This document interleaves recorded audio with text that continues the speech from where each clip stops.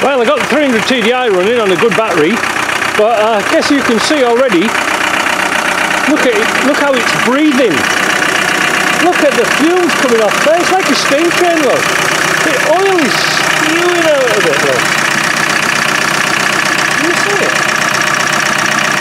I can't put the breather back on.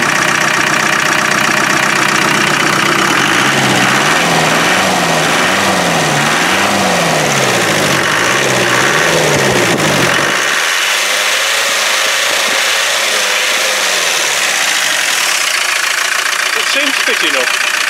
Well, that's bad. That's really bad. I was thinking about, you can see it dripping out though. I was thinking about putting, let me go back here a bit.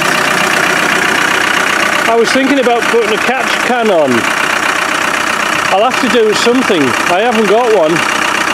But the thing is, that's terrible. That's really, really bad.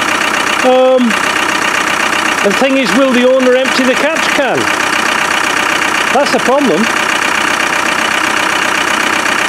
That's why all the air filter and everything was full of oil.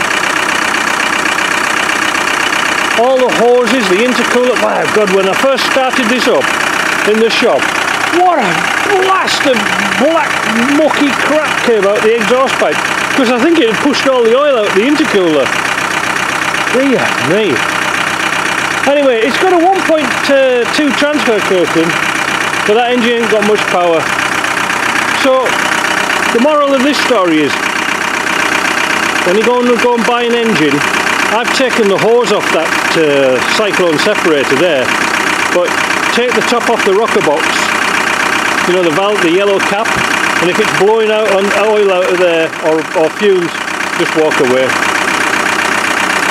I'll put the hose back on temporarily and block it up, and I'll show you. So here we go. If you see this from an engine,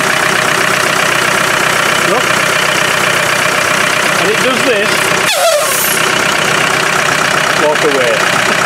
Did you hear how much back pressure was in it? Unbelievable. Now I have blanked off the pipe there, but look at the smoke coming out of it. Oil. There's still black oil, even though I washed it out. I drained it, I washed it all out, and there's still black oil in it. Look, can't even keep the bloody cap on, look.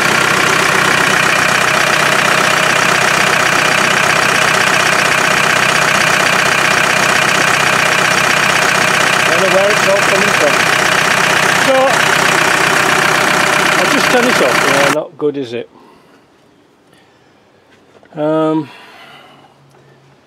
I'm very tempted. You know, I might take that cyclone off again and wash it out, because there must be some residual in it somewhere, because I washed all the covers out and everything.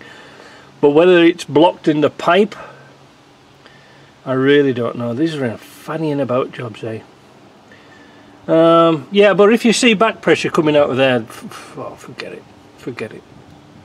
The rest of it's okay. The one thing I have to do, I noticed down here, this has been half-assed repaired. You see the pipe just came off with my fingers. I've got to fix that. They've just warmed it up, look, and tried to push it on. I know why, because there's not enough pipe on there to connect it to. Another job. Anyway, I told the owner there would be no guarantees with this whatsoever. You know, the engine's bad, it's tired. But like I say, by leaving that off,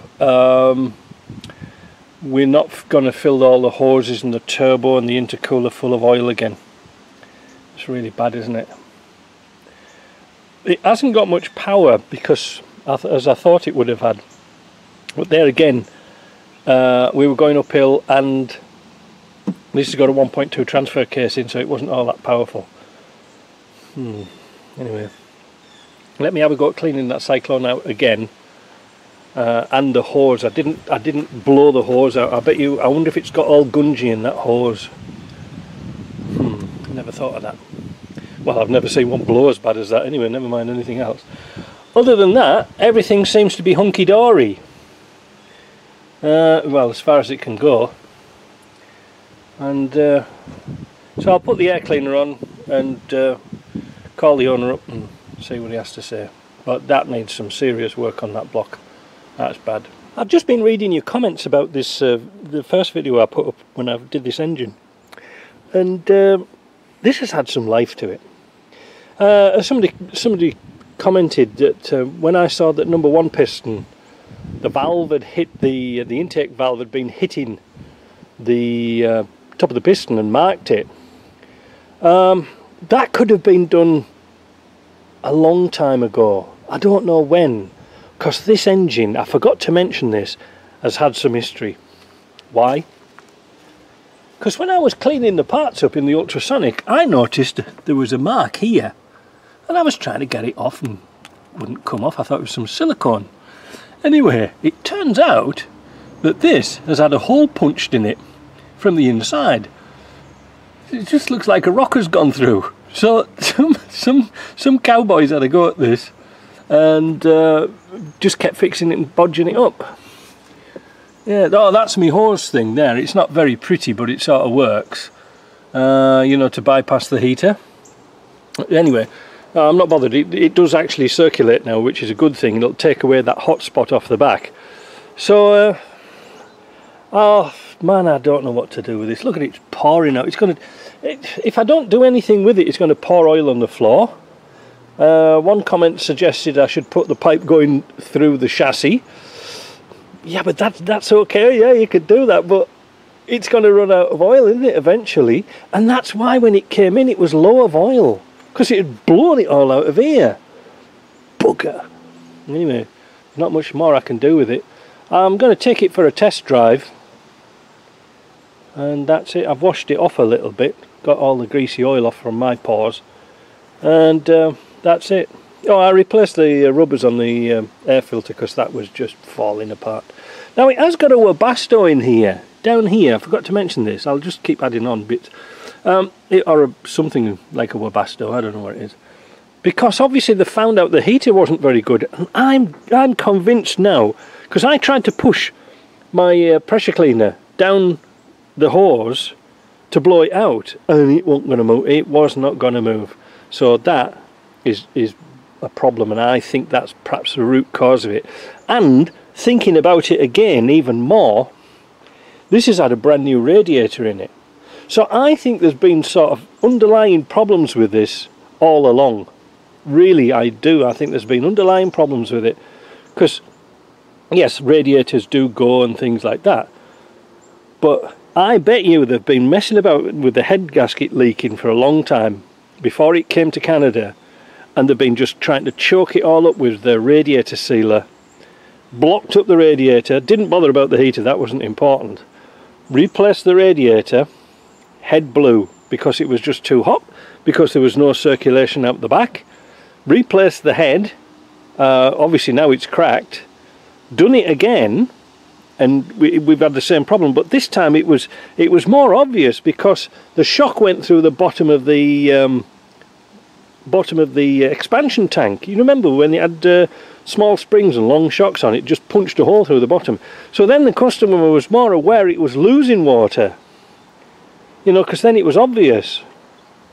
But again, the damage was done, the head warped. So it's a kind of an expensive repair for, well, nothing really. You know, I can't correct those issues with bad pistons.